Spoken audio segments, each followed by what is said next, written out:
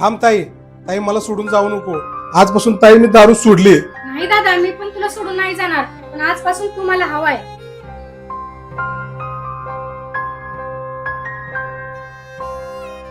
चल ताई, मला राखी बांधता येते.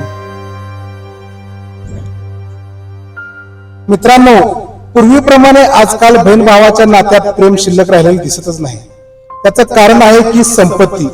मित्रांनो, आपल्या वडीलधाऱ्यांची शेती आजकाल रस्त्यामध्ये गेली, तळ्यामध्ये गेली आणि त्याचे पैसे भरमसाठ आपल्या जवळ आले आणि नात्यात दुरावा निर्माण झाला.